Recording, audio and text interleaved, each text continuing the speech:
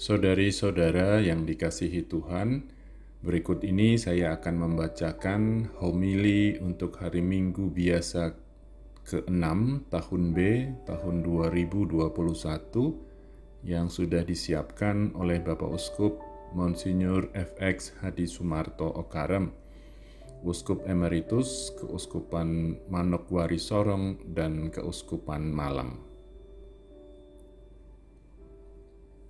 Saudari-saudara terkasih dalam Tuhan Yesus Kristus, minggu lalu Injil Markus bercerita tentang Yesus yang menyembuhkan orang-orang sakit.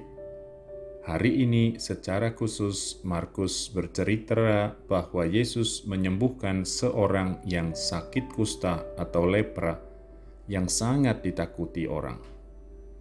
Pesan Injil hari ini ialah bahwa Yesus bukan hanya menyembuhkan penyakit kusta fisik, melainkan juga dan terutama penyakit kusta batin atau rohani yang diderita banyak orang. Pesan Yesus itu sekarang tetap aktual dan relevan untuk kita perhatikan dalam kehidupan kita sebagai orang Kristiani yang murni atau bersih, bukan najis atau kotor di hadapan Tuhan.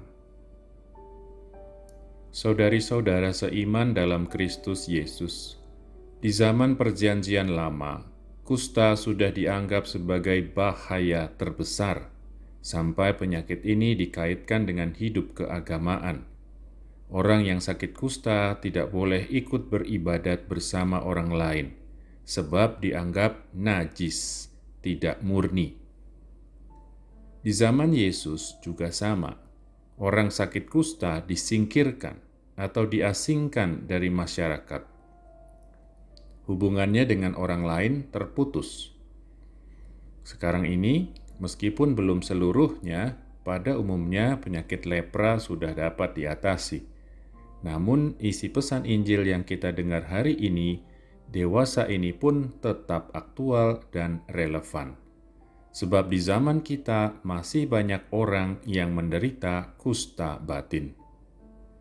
Dalam Injil dikatakan bahwa seorang sakit kusta yang sudah disingkirkan dari masyarakat toh berani datang dan berlutut mohon kepada Yesus. "Kalau engkau mau, engkau dapat mentahirkan aku." Menurut hukum waktu itu, orang ini melanggar ketentuan kitab imamat. Dan dengan berkata, "Kalau engkau mau, engkau dapat mentahirkan aku." Orang itu memiliki iman kepercayaan sepenuhnya kepada Yesus. Ibaratnya, ia menantang Yesus untuk bertindak. Dan Yesus bertindak. Ia bahkan meraba orang kusta itu. Ia melanggar ketentuan kitab imamat. Tetapi orang itu ditahirkan. Ia sembuh dari kusta. Ternyata Yesus juga menghormati hukum dan peraturan apapun yang baik, asal sesuai dengan tujuannya.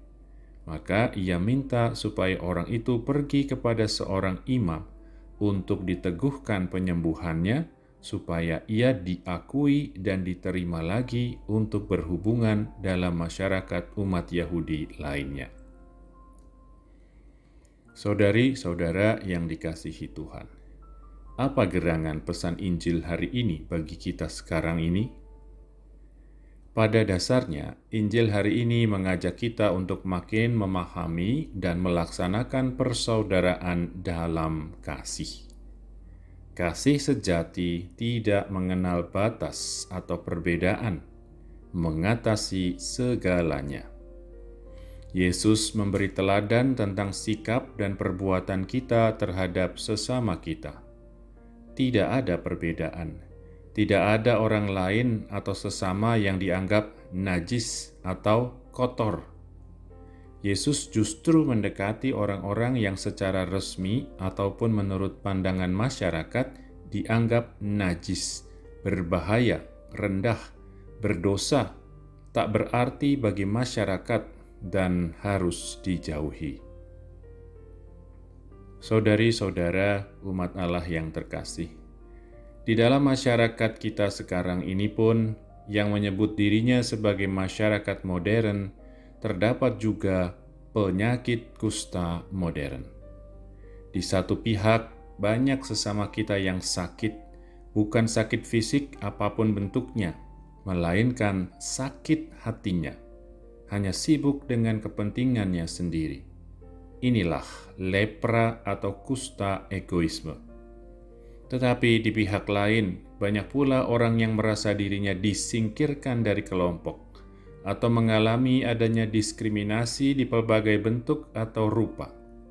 Misalnya, perbedaan ras, suku, kedudukan, status hidup, kekayaan dan kemiskinan, budaya dan agama. Mereka ini pun ibaratnya sakit kusta.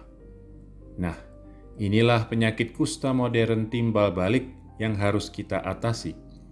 Mereka dari kedua belah pihak yang menanggung penyakit kusta ini harus kita dekati dan kita sembuhkan. Tetapi, orang-orang berbudi baik yang mendekati untuk menolong orang yang sakit kusta batin atau hatinya itu, terutama mereka yang menderita dan dalam bahasa Alkitabiah disebut orang-orang berdosa, dianggap melanggar adat, sopan santun, menurunkan nama pribadi atau kedudukan yang dimilikinya dalam masyarakat. Tetapi orang-orang yang berani berbuat demikian tanpa pamrih inilah pribadi-pribadi yang sungguh Kristiani, pengikut Kristus sejati. Yesus pun yang berbuat baik dianggap melanggar tata krama atau sopan santun adat istiadat Yahudi. Tetapi Yesus mengutamakan kasih tanpa kepentingan pribadi. Bahkan setiap kali ia berbuat yang baik dan mengadakan mujizat, ia justru melarang orang-orang memberitahukannya kepada masyarakat ramai. Sebab ia berbuat semuanya itu bukan mengutamakan keberhasilan atau sukses, maupun mencari nama atau popularitas.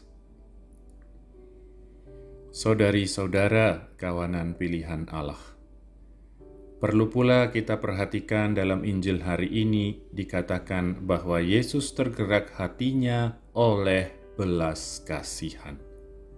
Mari kita berbuat mengikuti teladan Yesus yang berbelas kasih mengulurkan tangan menolong orang yang memerlukan bantuan kita. Tetapi jangan lupa, kita pun mungkin menderita penyakit kusta batin dan mohon kepada Tuhan untuk dibebaskan.